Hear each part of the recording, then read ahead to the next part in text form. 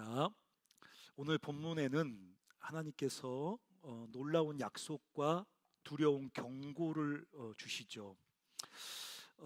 놀라운 약속은 뭐냐면 성령의 열매에 대한 약속입니다. 우리는 이 말씀을 하도 많이 들어서 이렇게 별로 이렇게 중요하지 않게 스쳐 지나가지만 이 말씀은 굉장히 중요한 말씀입니다. 인류는 어떤 중단 없는 발전, 끊임없는 진보와 발전을 통해서 인간과 사회가 유토피아로 완성될 거라는 이 진보에 대한 환상을 가지고 있어요. 코로나 때문에 세계가 한 번 뒤집어졌음에도 불구하고 아직도 정신을 못 차리고 시간이 지나니까 다시 그 진보의 환상, 세상은 영원할 것이며 모든 게 기독교와 대척점입니다. 기독교는 종말이 온다고 아는데 믿지 않습니다. 세상은 영원할 것이며 끊임없이 인간의 과학기술, 사회, 인격은 발전할 것이며 그래서 나 개인적으로도 유토피아 같은 인생이 되고 세상도 유토피아 같이 완성된 세상이 될 것이라는 진보의 환상에 다 빠져 있어요. 우리도 여기 앉아있지만 예수를 믿는다고 말하지만 그걸 다 은연중에 의식 밑바닥에 받아들이고 있습니다. 시간이 지나면 점점 더 인간은 진보할 거라는 거예요. 그러나 기독교는 타락한 본성 때문에 죄성이라고도 불리우고 타락한 본성이 우리 안에 있어서 인간은 끊임없는 진보가 아니라 도리어 죄의 열매를 더 지독하게 맺힐 거라고 말합니다. 그러니까 안 믿는 세계가 세상이 기독교에 적대적일 수밖에 없어요. 대부분의 종교는 세상에 대해서 친절합니다. 세상에 뭐를 더해 주려고 합니다. 기독교는 근데 정면으로 세상의 가능성을 부정합니다. 너희가 그 갖고 있는 진보에 대한 환상, 세상이 지나면 암도 극복되고 모든 우울도 극복되고 세상은 점점 더 좋아져서 폭력과 전쟁도 사라지고 비로소 하나님도 필요 없는 유토피아가 이루어질 거라는 그 진보에 대한 환상에 취해 살아요. 근데 기독교는 정면으로 부정합니다. 인간 안에는 타락한 본성, 죄성이 있어서 그 학문과 의학, 기술, 과학의 발전에도 불구하고 우리가 지금 세상에서 보고 있는 이런 모습이 계속 반복될 거라는 거예요. 폭력과 전쟁을 멈추지 못해. 제가 하도 얘기해서 저도 좀 답답하지만 여러분, 세상에 벌어지는 일들은요 한 인격의 확대거든요. 세상과 나와 상관없는 게 아니에요. 세상에서 벌어지는 일은 우리 안에서 벌어지는 일입니다. 세상에서 벌어지는 일은 한 인격의 확대입니다. 직접적으로 연결되어 있습니다. 폭력과 전쟁을 멈추지 못해요. 우리가 당하고 있는 것이 아니기 때문에, 우리와 먼 곳에서 일어나는 전쟁과 폭력이기 때문에 그렇게 불의하고 잔인하게 하나님 지으신 소중한 생명이 깨져나감에도 불구하고 우리가 별로 중요하게 주목하지 않습니다. 심지어 아직도 인종 청소 같은 게 일어나거든요. 그럼 그거 용납이 됩니까? 인종 청소가 일어난다고요. 어떤 인종이기 때문에, 한 민족이기 때문에, 뭐 중국 한족이기 때문에, 일본인이기 때문에 아무런 죄 없이 그냥 멸종시키려고 합니다. 이런 말도 되지 않은 폭력과 전쟁, 독점과 착취, 제가 늘 얘기하잖아요. 여러분, 우리 시대는 이미 충분한 식량과 자원을 가지고 있습니다.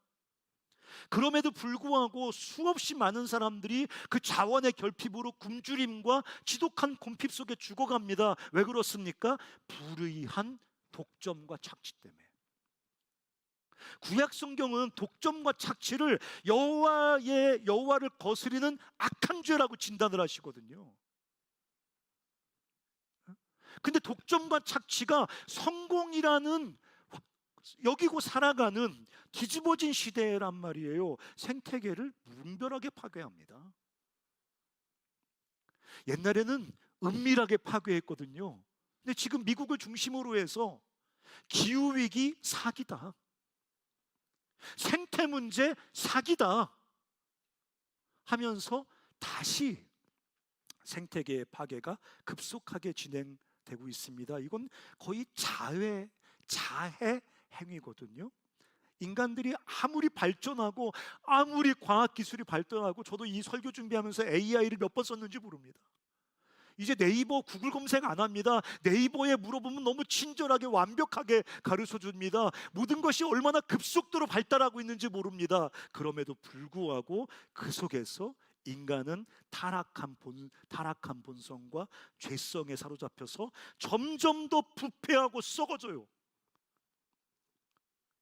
발전한다고 말하지만, 진보의 환상에 취해져 있지만, 그 속에서 사람들은 점점 더 잔인해지고, 점점 더 부패해지고, 점점 더 썩어지고, 점점 더 불의해집니다.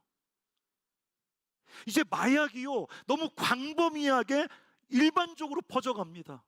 성착취가요, 거의 도착 수준이 돼서요, 일반적인 성착취는 만족을 못해요. 가학적인 변태적인 성착취가 일반적으로 퍼져갑니다. 그런 세상을 향해서, 그렇게 죄와 타락한 본성에 매여서 점점 더 부패하고 썩어져가는 세상을 향해서 오늘 본문이 놀라운 약속을 주는 거예요. 기독교는 바로 이 약속이에요. 뭐라고 말합니까? 오직 성령의 열매는. 세상이 이렇게 썩어져 가지만 그러나 이 땅에 오신 성령의 열매가 있다는 것입니다. 그 진보의 환상은 허구고 가짜지만 성령이 우리에게 오셔서 맺히는 열매가 있다고 주님이 지금 말씀하고 있는 거예요. 이거는 인간 스스로 만들어내는 무엇이 아니에요. 인간 스스로 인격을 도야해서 만드는 어떤 인격적 변화를 말하고 있는 게 아닙니다. 성령께서 우리 삶에 만들어내시는 변화죠. 바꿔 말하면 하나님께서 성령을 통해서 우리 삶에 만들어내는 인격적 열매입니다. 예수 그리스도의 인격을 우리 삶의 열매로 맺히는 것입니다. 이게 기독교의 약속이에요. 이게 세상의 유일한 살 길인 거예요. 그러니까 내버려 두면 타락한 본성에 매여서 점점 썩어져 가면서 죽음으로 추락하게 되어 있습니다. 그렇지만 성령이 이 땅에 오셔서 하나님께서 성령을 통해서 우리 삶에 맺히는 예수 그리스도의 인격, 이것이 세상의 살 길이고, 이것이 세상의 소망이고, 이것이 세상을 향해서, 죽어가는 세상을 향해서 하나님 주신 약속이라는 거예요. 베드로후서 1장 4절 한번 읽어보겠습니다. 베드로후서 1장 4절. 자, 시작. 이로써 그 보배롭고, 뭘 주셔요?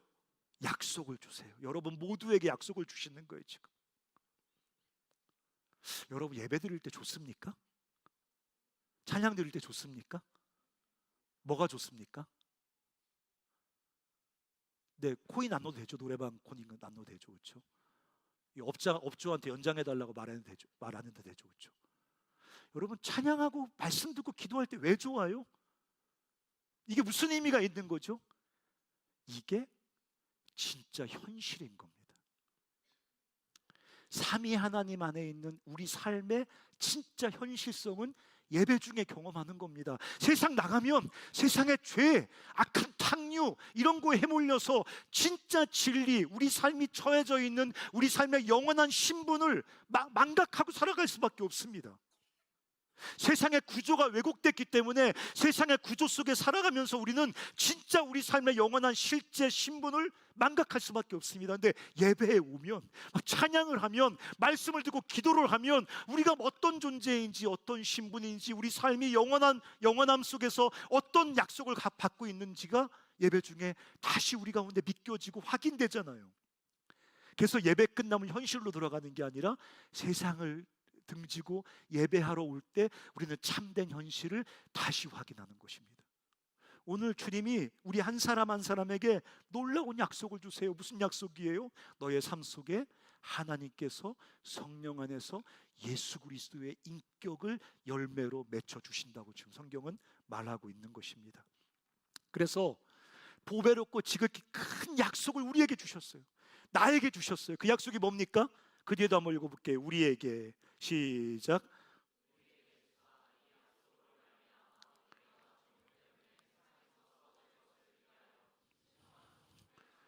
여기도 써 있어요. 세상은 썩어집니다.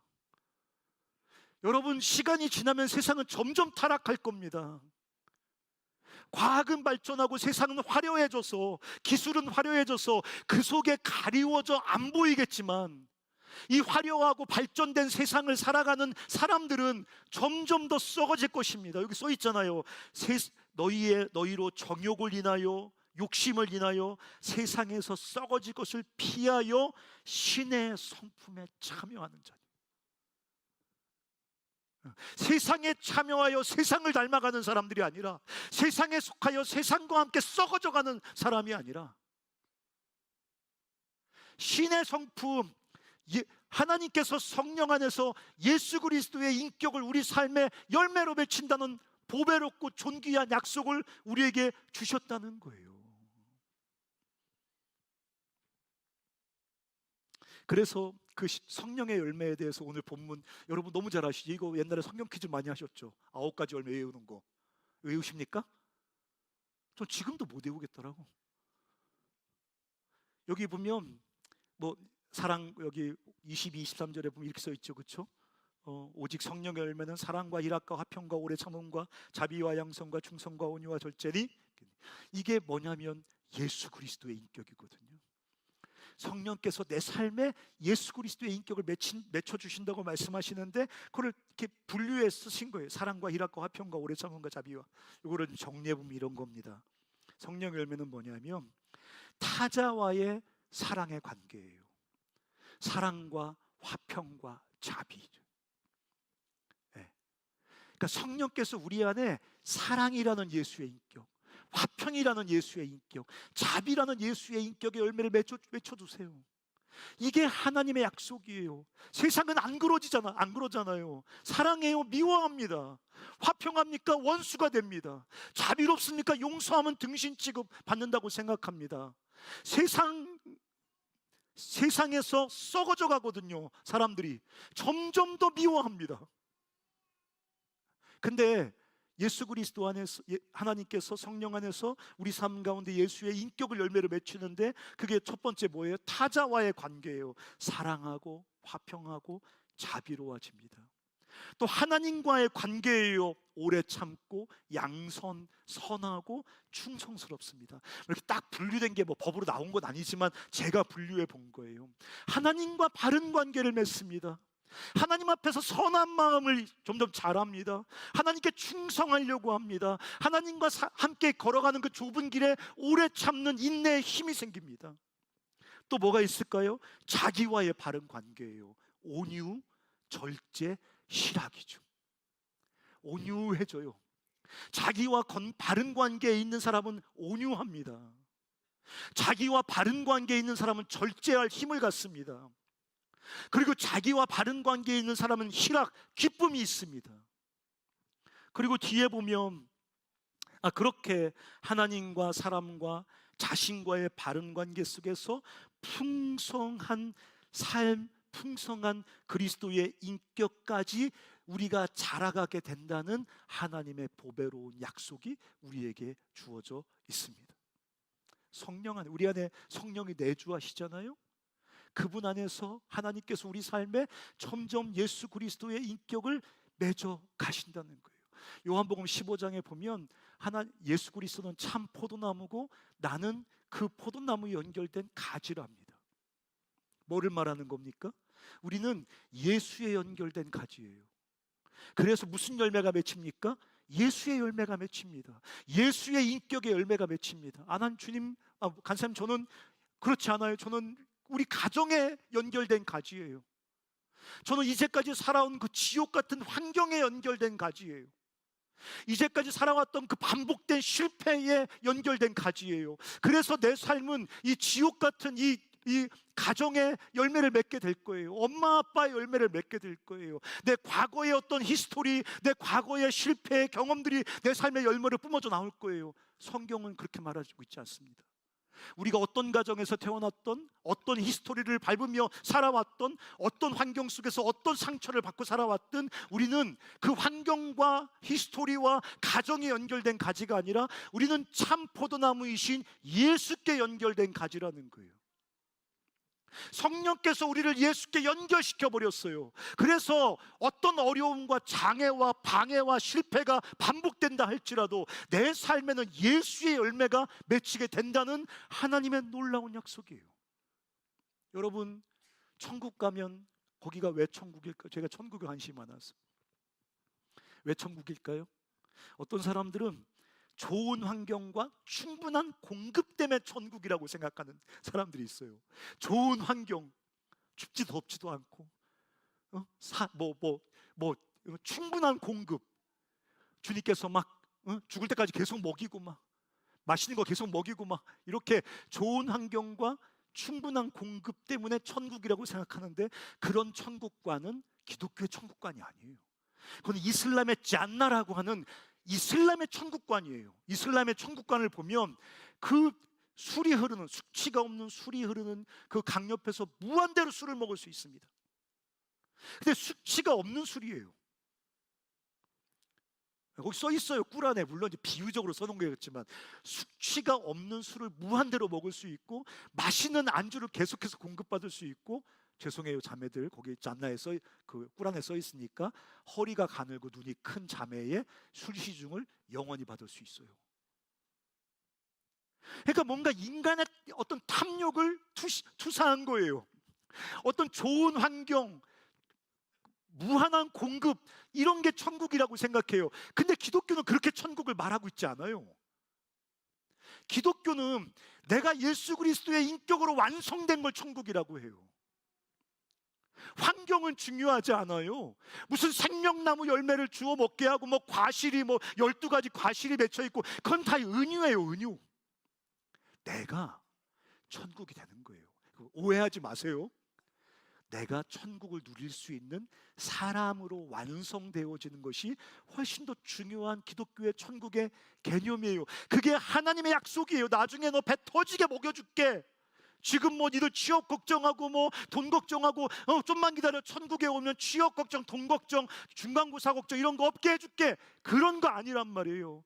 우리를 예수 그리스도의 인격으로 온전하게 완성시키신다는 이 성령의 열매를 우리에게 주시겠다는 하나님의 놀라운 약속이 우리에게 주어진 거예요.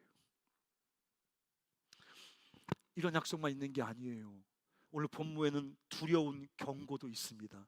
19절에 보면, 22절에는 성령의 열매, 22절에는 오직 성령의 열매는 이렇게 말하지만 19절은 이렇게 써 있어요. 육체의 일은 분명하니. 하나님의 놀라운 약속이 있지만 아주 무서운 경고가 있어요. 육체의 일은 분명하다는 거예요. 육체를 따라 살아가는 사람들, 육체의 소욕을 따라 살아가는 사람들, 성령의 인도가 아니라 육체의 탐욕과 정욕을 따라 살아가는 사람들에 대한 경고가 있어요. 뭐라 그랬어요? 육체의 일은 뭐하다고요? 분명하다고 써 있어요. 우리는 생각해요. 육체를 따라 살아간다고 다 그렇게 사는 거 아니야? 여러분, 성경은 뭐라고 말하냐면 육체를 따라 살아가면 분명한 결과를 말해주는 거예요. 우리는 인생이 어떻게 될지 모른대요. 어떤 부분에서 어떻게 될지 몰라요. 그렇지만 분명히 아는 거 있어요. 육체를 따라 살아가면 오늘 성경의 경고를 직면하게 될 거예요. 우리 마치 성경 육체를 따라 살아가도 어떻게 될지 알아, 삶이. 그렇지 않아요. 어떤 직장 가고 어떤 사람 만나고 어느 지역에 살고 이런 건 미지의 영역이에요. 하지만 내가 성령을 따라 살아가냐 육체를 따라 살아가냐, 육체의 일은 분명해요. 정해져 있어요. 육체를 따라 살았지만 다른 길에 이를 수 없어요. 그래서 주님이 경고하고 있어요. 육체의 일은 분명한, 육체의 욕심, 소욕, 육체의 정욕과 탐심을 따라 사는 삶은 반드시 성령의 열매처럼 어떤 열매를 거두게 돼 있어요. 마음 아프다. 나도 육체를 따라 살아가면서도 이래도 주의 은혜가 있는데 주의 은혜가 있는 게 아니에요. 육체의 일은 분명합니다. 그건 자연 법칙과 똑같아요. 여러분 보세요. 그 열매는 뭐라고 나와 있습니까? 20절부터 한번 읽고 19, 20절 한번 읽어볼까요? 21절까지. 자, 시작. 육체의 이름 분명하니 곧 음행과 더러운 것과 호색과 우상숭배와 주술과 원수 맺는 것과 분쟁과 시기와 분냄과 당짓는 것과 분열함과 이단과 투기와 술취함과 방탕함과 또 그와 같은 것들이 있어요. 여기서 다 말할 수가 없는 거예요. 그와 같은 것들이 있어. 육체를 따라 살면 반드시 우리 삶에 맺히는 열매가 있습니다. 제가 정리 한번 해볼게요. 몇 가지로. 첫 번째, 성적 타락입니다. 여러분, 재밌지 않습니까? 육체를 따라 살아가는 삶에 대해서 주님께서 맺히는 열매를 왜 제일 먼저 성적 타락을 넣어놨을까요? 왜 우상숭배를 넣지 않았을까요? 왜 종교적인 범죄를 넣지 않았을까요? 어떤 사람들은 말합니다. 성적 타락, 요즘 우리 시대가 경험하는 이 자유주의 시대가 경험하는 어떤 우리 시대 현상 아니야? 아니, 2000년 전에 쓰여진 이 시대도 육체의 이름 분명하니 첫 번째 성적인 타락입니다. 저 4000년 전, 6000년 전 구약 시대에도 주님은 율법을 주실 때 성적 타락을 엄중히 경고했습니다. 여러분, 뭐를 말합니까? 음행, 더러운 것, 호색입니다. 음행 뭔지 아시죠? 더러운 것은 더러운 성적 쾌락을 추구하는 것입니다. 호색, 육체를 따라 사는 삶의 전형적인 열매, 성적인 타락입니다. 또 우상숭배와 주술은 뭐겠습니까? 이거 영적인 타락입니다. 우상숭배가 뭡니까? 자기를 위해 우상을 두는 거예요. 하나님이 아니라 자기를 위해 돈, 자기를 위해 유튜브, 자기를 위해 무슨 쾌락, 자기를 위해 우상을 만드는 거예요. 우상숭배죠. 주술은 뭡니까? 그걸 섬기는 겁니다. 그래서 우리 시대 사람들이 하나님만 섬기는 게 아니라 나를 위해 여러 가지 우상들을 만들어 놓고 그것들을 주술적으로 섬깁니다. 주술이 이제 옛날에 마술 같은 그런 신을 섬기는 거였으니까 우리 시대로 말하면 뭐 이거겠죠. 이거 뭐죠? 이거 쇼츠 넘기는 거, 이거 주술 이렇게. 이렇게. 제가 빨리 하죠, 그렇죠? 이게 제가 매일 연습해가지고 이게 엄청 빠릅니다. 제가 핸드폰 바꿨더니 리모컨을 주더라고. 그래서 내가 요새 슈츠를 넘기지 않고 리모컨을 이렇게 하면서 이제 주술이죠.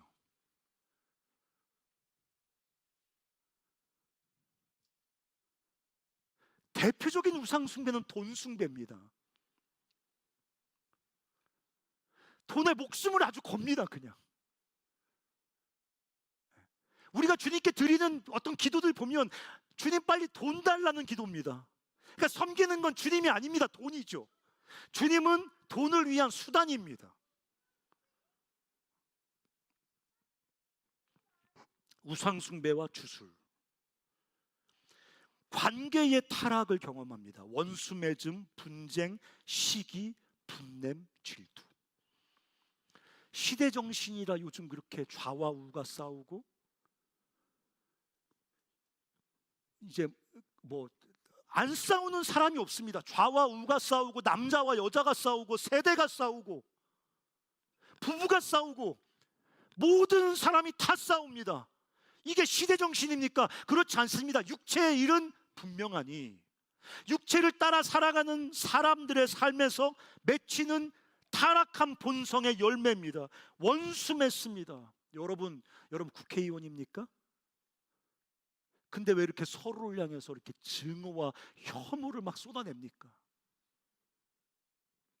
제가 다시 한번 시간 날 때마다 얘기할 거예요.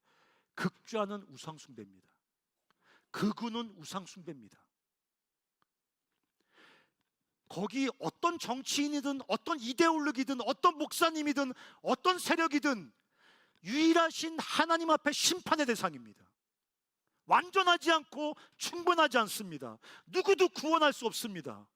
근데 그 정치에 목을 맵니다. 우상숭배입니다. 전형적으로 육체의 일입니다. 그러니까 서로를 혐오하잖아요. 혐오한다니까. 여기 육체의 일입니다. 정의에 서서 싸우는 게 아닙니다. 여러분, 육체의 일을 하고 있는 것입니다. 그래서 원수 맺고 분쟁하고 시기하고 분내고 질투합니다. 사회적 분열입니다. 당짓고 분열합니다. 당을 짓습니다. 그리고 막 분열합니다. 이단, 진리를 거부하고 어떤 세력을 형성해서 빠져나옵니다. 그리고 개인적으로 타락합니다. 술 취함과 방탕함이죠. 꼭 술 취함은 대놓고 거기 써 있습니다. 술 취함. 방탕은 뭡니까? 술이 아니라도 무엇으로도 방탕해질 수 있습니다. 뭐 취미로도 방탕해질 수 있고 특기로도 방탕해질 수 있고 뭐로도 방탕해질 수 있습니다. 이렇게 성적 타락, 영적 타락, 관계의 타락, 사회적 분열, 개인의 타락 같은 것들이 육체의 일의 열매로 우리 삶 가운데 생기게 된다고 성경은 두려운 경고를 하고 있는 것입니다. 과학, 기술, 사회가 그렇게 발전함에도 불구하고 그 속에 사는 사람들은 성적으로 타락하고 점점 더 방탕해집니다. 사회적 갈등과 분열이 점점 더 극렬해집니다. 하나님과 진리를 잃어버리고 영적 방황에 신음합니다. 이건 그저 사회적 현상이나 병폐가 아니라 육신을 따라 살아가는 삶의 필연적인 열매입니다. 사랑하는 형제자매 여러분, 육체를 따라 살아가는 삶의 필연적인 열매라고요. 니네 차 저기 있어 밑에. 아니면 저 AI에 물어봐 거기 저기.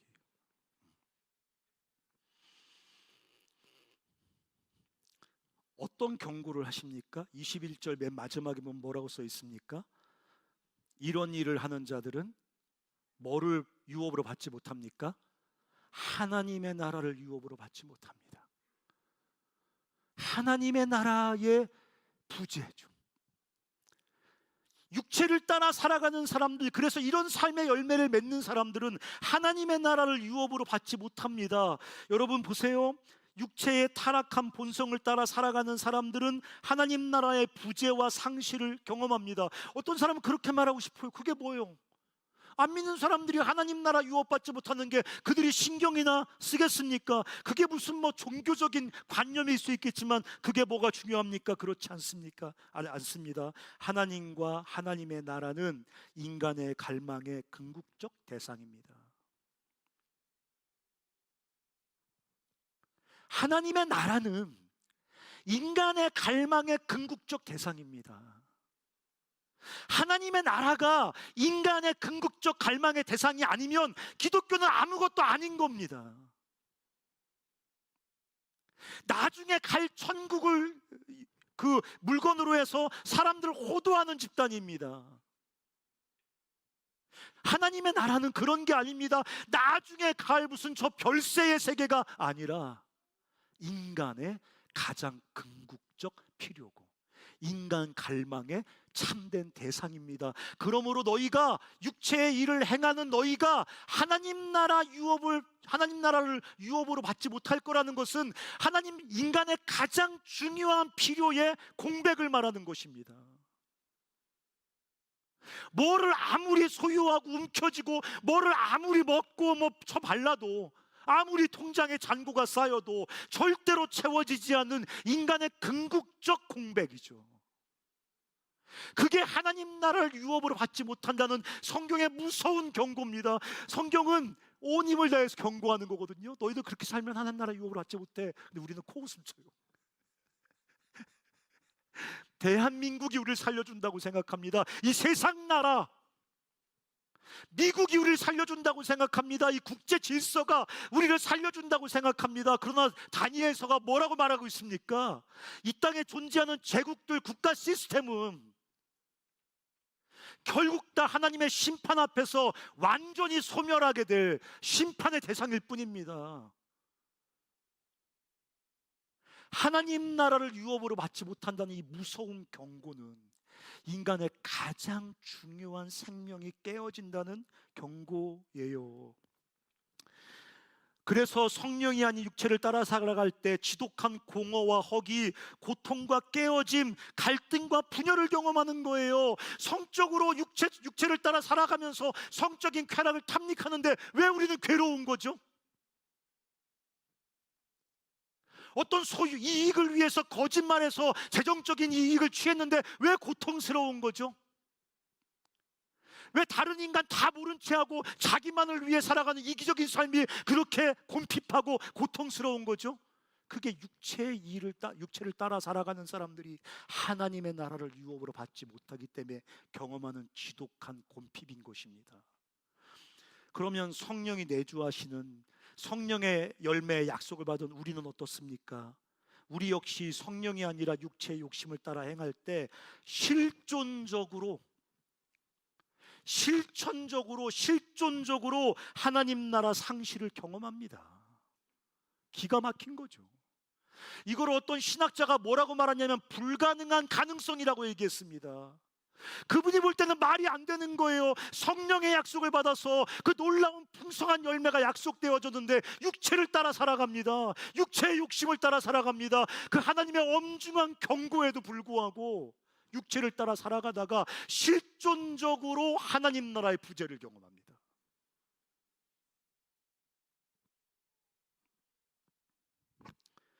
여러분, 그래서 하나님 아버지 사랑의 품에 안겨서 고아처럼 소외감을 느끼는 거예요. 이게 불가능한 가능성입니다. 하나님 사랑의 품에 안겨서 고아 같은 지독한 소외감을 느낄 수 있다는 거예요. 여러분, 성경에 성령을 근심하게 하지 말라, 성령을 슬프게 하지 말라, 성령을 탄식하게 하지 말라는 말이 왜 나오는지 아십니까? 왜 성령에 대해서 근심하고 슬퍼하고 탄식하겠습니까?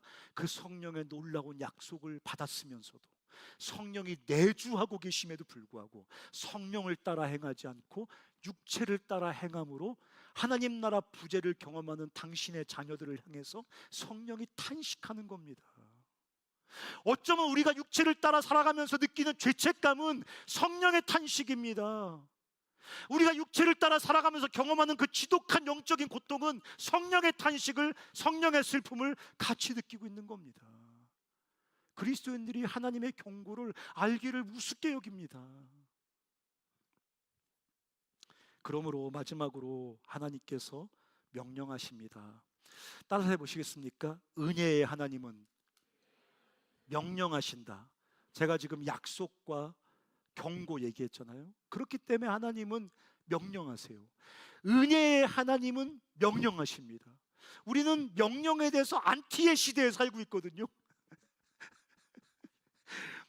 우리가 집사람도 설교를 가끔 들으면서 말을 험하게 하지 마, 명령조로 하지 마, 반말하지 마.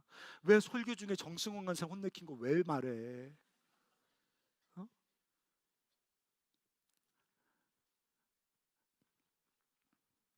근데 여러분, 은혜의 하나님은 명령하십니다.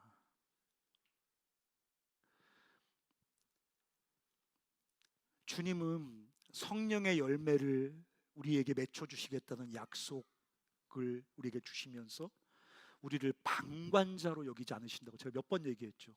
기독교의 은혜는, 하나님이 일하시는 구원은 절대로 우리를 방관자로 만들지 않습니다.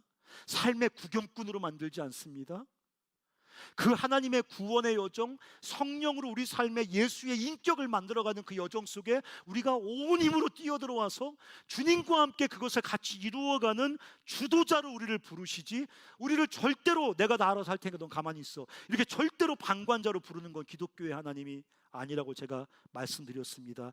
그렇기 때문에 그분의 은혜로운 약속에는 항상 엄숙한 명령이 포함됩니다. 구약은 계명의 하나님이고 신약은 은혜의 하나님이다. 그렇지 않습니다. 하나님의 은혜는 명령으로 나타납니다. 하나님의 은혜로운 약속에는 항상 명령문이 포함되어 있습니다. 성령으로 우리 삶에 예수의 인격을 열매 맺히겠다고 약속하신 하나님은 그러므로 넌 나와 함께 성령을 따라 행하라고 명령하시거든요. 약속된 선물, 성령의 열매를 맺는 삶을 위해 우리에게 명령하십니다. 그래서 이런 말을 누가 했어요?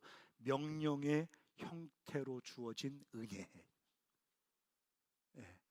하나님의 은혜는 명령의 형태로, 초대하는 명령의 형태로 우리에게 주어진다는 거예요. 여러분, 우리가 진리가 너희를 자유케 한다는 말 하잖아요. 이게 여러분 이해가 되십니까? 진리와 자유가 이게 모순 아닙니까? 이 진리라는 것은 하나님과 우리 자신, 또 세상에 대한 참된 시각을 열어주고 우리에게 참 삶을 살게 하는 하나님의 은혜의 선물이잖아요. 진리가 무슨 뭐 갑자기 뿅 가가지고 막 우리가 막 길길이 뛰게 하는 무슨 신비한 마술적인 주문이 아니라, 진리가 뭐냐면 하나님을 알게 하고 나를 알게 하고 세상을 바르게 이해해서 참 삶을 살게 하는 게 진리란 말입니다. 그 은혜의 선물이 바로 진리란 말입니다. 그러므로 진리에는 어떻게 살라는 명령이 따라옵니다. 진리 안에는 명령이 따라옵니다. 그럼 우리 금방 생각합니다. 명령과 자유 모순 아니야? 명령과 어떻게 자유가 같이 작동할 수가 있지? 그렇지만 여러분, 자유는 방종이나 자율이 아니에요. 기독교가 말하는 자유, 진리가 너희를 자유케 한다고 할 때 그 자유는 방종, 내 마음대로 막 살 거야, 그건 기독교가 말하는 자유가 아닙니다.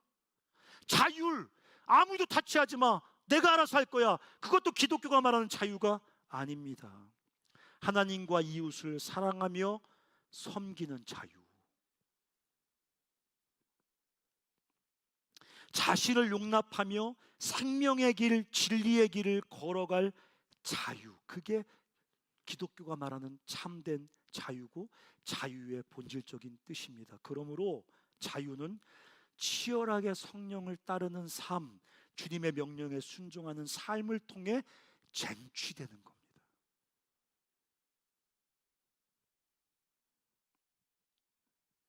여러분, 한번 테스트 한번 해보십시오. 정말 쉽지 않겠지만 시간 한 이틀 내가지고 아무도 타치하지 못하게 완전히 그 자율적인 공간을 만들고 그 속에 자기를 가두어 놓고 아무것도 무엇도 나를 타치하지 못하게 한번 자기를, 환경을 한번 만들어 보십시오. 거기서 자유라는 것이 경험되어지는지. 자유는 그렇게 경험되어지는 것이 아닙니다. 자유는 하나님의 명령에 순종하여 성령을 따라 살아가는 그 삶에서 경험되어지는 하나님의 선물이지, 하나님마저 내 삶에서 치워버리는 절대적인 자유 속에서 경험하는 건 자유가 아닌 겁니다. 그래서 은혜로운 사랑의 아버지께서 우리에게 명령하십니다. 따라서 해보시겠어요? 은혜로운 아버지가 명령하십니다. 네. 은혜로운 아버지는 우리에게 명령하십니다. 은혜로운 아버지는 그냥 That's okay, Everything is okay, 괜찮아, 네 맘대로 살아, 이렇게 말씀하시는 건 은혜로운 우리의 아버지가 아닙니다. 그건 우상입니다. 거짓신입니다. 은혜로운 우리 아버지는 명령하십니다. 성령을 따라 행하라, 육체의 욕심을 따르지 말라, 육체의 정욕과 탐심을 십자가에 못 박으라. 이게 여러분 얼마나 무서운 명령이에요. 육체의 정욕과 탐심을 십자가에 확 못 박아버리라는 거예요. 이게 주님이 우리에게 주시는 명령이에요. 그리고 성령의 인도를 받으라, 성령께 순종하라, 성령과 함께 주의 말씀에 순종하라고 우리에게 명령하십니다. 그렇지만 명령만 하시는 건 아니에요. 성령께서 우리 안에서 역사하십니다. 우리가 성령을 따라 살도록 교훈하고 격려하고 감동하십니다. 여기 지금 뭐 조는 분들도 계시지만 여기 안 조는 분들 중에 주님께서 나에게 주께 순종하라고 격려하시는구나, 이 느끼는 분 계시잖아요. 그렇구나, 내가 지금까지 잘못 살았구나, 육체를 따라 살면 죽는 거구나, 성령을 따라 살아야겠구나 결단하게도 하시잖아요. 여러 번 실패하면서 좌절했는데 용기를 주시잖아요. 성령이 우리 안에서 주의 성령을 따라 살도록 감동하시고 교훈하시고 격려하시고 용기를 주신단 말이에요. 근데 그뿐만 아니에요. 성령은 우리가 성령을 따라 살아가도록, 육체를 따라 살아가지 않도록 우리와 격렬하게 싸우십니다. 거기 써 있어요. 17절입니다. 같이 한번 읽어보겠습니다. 17절 시작.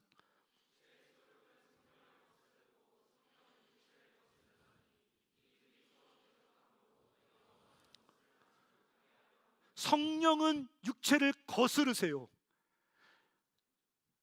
우리가 원하는, 내가 육체를 따라 살지 못하도록, 육체의 정욕과 탐욕을 따라 살지 못하도록 우리에게 격렬하게 우리를 거스르고 우리를 대적하세요. 이걸 뭐 성령의 책망이라고 부르고 뭐라고 불러도 좋아요.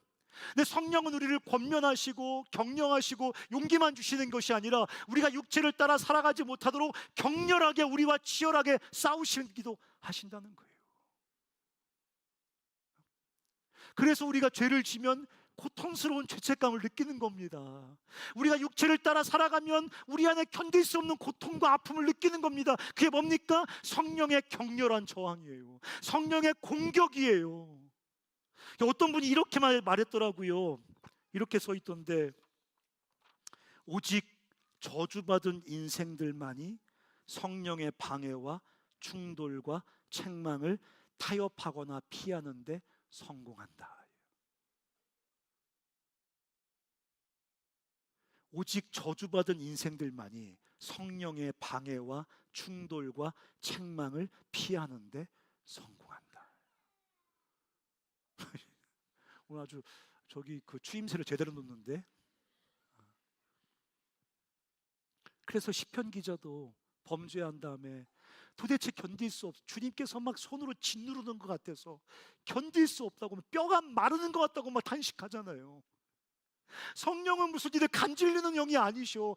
인격적인 우리 하나님이시기 때문에 우리가 육체를 따라 행할 때, 육체의 소욕을 따라 행할 때, 육체의 탐심과 육체의 정욕을 따라서 하나님 나라의 부재의 길을 뚜벅뚜벅 걸어갈 때 성령은 우리 그런 삶과 격렬하게 저항하시고 싸우시고 공격하신다고. 그만 좀 하셨으면 좋겠어. 제발 좀 그만 좀. 제가 왜 부부싸움을 강한지 아십니까? 근데 집사람이 잔소리하는 거 그 귀뚱으로도 안 듣거든요. 제가 물론 겉으로는 아멘, 옳습니다, 할렐루야, 주님 말씀하시는군요, 이렇게 말하지만 그 기술이 있잖아요. 그렇게 말하면서 귀뚱으로도 안 듣는단 말이죠. 양말 잔소리가 많잖아요.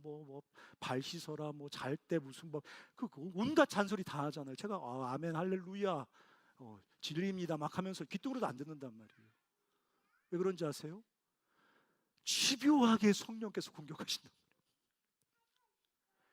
그거 싸우면서 집요하게 주님이 방해하시고 태클 거시고 책망하시고 소리 지르시고 찌르시고.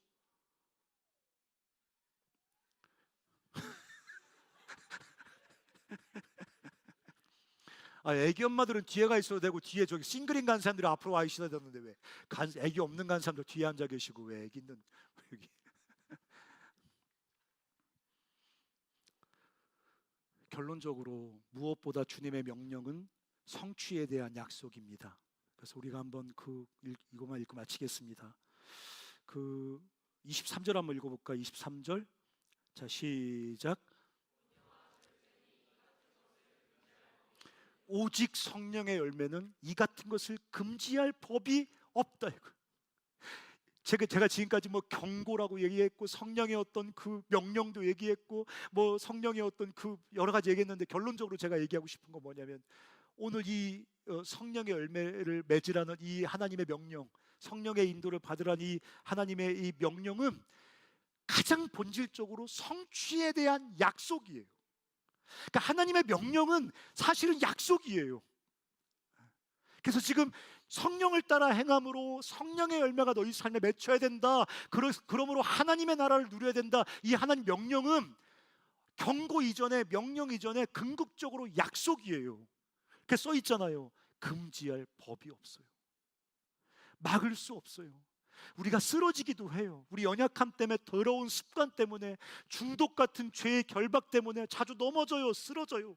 그렇지만 성령의 열매가 내 삶에 맺히는 거 금지할 수 없어요. 막을 수 없어요. 여러분, 끝도 없이 넘어지고 실패할 것입니다. 도대체 이 경주가 이렇게 몸부림치는 게 무슨 의미가 있을까라는 회의와 절망이 들 정도로 우리는 넘어지고 또 넘어지고 깨지고 또 깨질 것입니다. 저만 그러지 않을 것입니다. 아마 여러분도 그럴 것입니다. 저만 이런 두려운 절망을 느끼지 않을 겁니다. 이런 몸부림이 무슨 의미가 있지? 이렇게 넘어지고 쓰러지고 자빠지고 무너지는데 또 주먹 불끈 쥐고 일어나 걷는 게 무슨 의미가 도대체 있는 거지? 이런 회의가 우리에게 들 겁니다. 여러분, 모든 사람이 죄를 범하였음에 하나님의 영광에 이르지 못한다는 이 로마서의 말씀은 우리 삶이 얼마나 철저히 망가져 있는지에 대한 엄숙한 폭로입니다. 우리가 얼마나 망가져 있는지 모릅니다. 우리는 얼마나 우리가 철저히 깨져 있는지 모릅니다. 모든 사람이 죄를 범하였으므로 너희는 절대 하나님 영광에 이르지 못한다는 이 엄숙한 성경의 폭로가 어떤 것인지 그 실체를 우리는 모릅니다. 그냥 우리가 조금 연약하다고 생각합니다.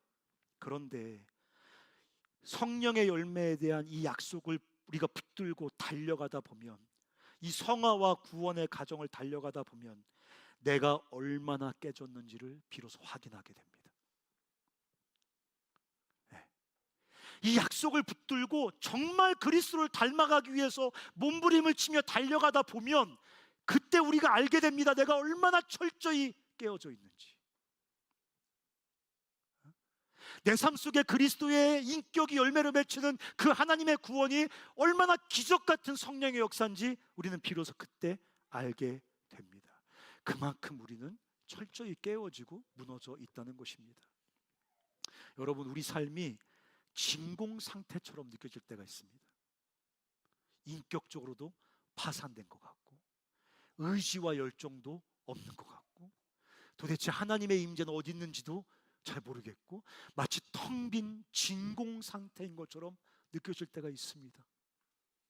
뭐 주먹을 불끈 쥐고 뭘 하려고 해도 그냥 삶이 텅텅 빈 것처럼 느껴질 때가 있습니다. 그러나 속지 말아야 됩니다. 오늘 우리가 이 주님의 약속, 오직 성령의 열매는 하나님께서 성령 안에서 우리 삶 가운데 그리스도의 인격을 이루시고 우리가 하나님 나라를 유업으로 받게 하시겠다는 이 하나님의 선언과 약속, 명령의 형태로 주어지는 이 선언과 약속을 굳게 붙들고 날마다 육체의 소욕이 아니라 육체를 따라 살아가는 것이 아니라 성령을 따라 하나님 말씀에 순종하기 위해서 한 걸음 한 걸음 뚜벅뚜벅 걸어가는 것. 기독교는 그 이상도 아니고 그 이하도 아닌 거예요. 그렇게 엉거주춤 비틀거리면서 이리저리 쓰러지면서 불완전하고 볼품없지만 뚜벅뚜벅 성령을 따라 걸어가는 우리의 삶에 하나님께서 약속대로 예수 그리스도의 인격을 우리 삶에 심어주신다는 것입니다. 그래서 여러분, 명절 때 잘 사시기 바랍니다. 뭐 시컷 처먹기도 해야겠죠. 또 오랜만에 가족들과 만나서. 그렇지만 우리가 이 약속 붙들고 일어나서 날마다 뚜벅뚜벅 앞으로 걸어가는 100번 1000번 쓰러져도 다시 일어나서 하나님 내 삶에 예수 그리스도의 인격 온전하게 맺어 주시옵소서라고. 너무 깨지고 망가지고 어떤 형제 만났는데 상담하는데 그냥 뱃속에서부터 욕이 나온대요. 나도 욕 나와. 그랬더니 그런 게 아닌 거예요. 자기 의지로 통제할 수 없을 만큼 이 밑바닥에서도 계속 욕과 분노가 막 구정물 넘쳐오르듯 계속 쏟아져 나오는 거예요. 혼자 있을 때도 계속 욕이 막 자기 혼자 있는 공간에서도 막 욕과 저주를 막 쏟아내는 거예요. 뭐 얘기 들어보니까 너무 참 고통스럽고 너무 기가 막힌 그 상처와 아픔 속에서 이렇게 커온 거 뭐 얘기하더라고요. 그러니까 막 견딜 수가 없는 거예요, 얘가. 제가 마지막에 기도해주고 이 말씀 제가 설교 준비할 때 묵상하고 있었으니까 이 말씀 같이 펴 읽고 성령의 열매를 금할 법이 없느니라. 당장 안 될 거야. 당장 그 욕과 절망의 구정물이 네 안에 솟구쳐 나오는 거 안 끝날 거야. 그렇지만 우리가 소망을 갖고 계속 성령을 따라 한 걸음씩 가자. 그분이 네 삶에 예수 그리스도의 그 아름답고 찬란한 인격을 만들어 주실 거다. 그랬더니 한참을 울고, 목사님 제가 가지만 안 될 것 같아요 이렇게 얘기하고 가서 제가 또 기도해 줬어요. 그래 안 될 거야 잘. 그렇지만 우리가 포기하지 않고 계속 걸어가자 했는데, 사랑하는 형제와 자매 여러분, 우리가 오직 성령의 열매는 이 약속 붙잡고 주님께서 우리 인격을 예수 그리스도로 만들어 주실 때까지 낙심하지 않고 포기하지 않고, 그렇지만 이 엄중한 경고는 두려워 떨면서 뚜벅뚜벅 이 길을 같이 걸어갔으면 좋겠습니다. 다 같이 일어나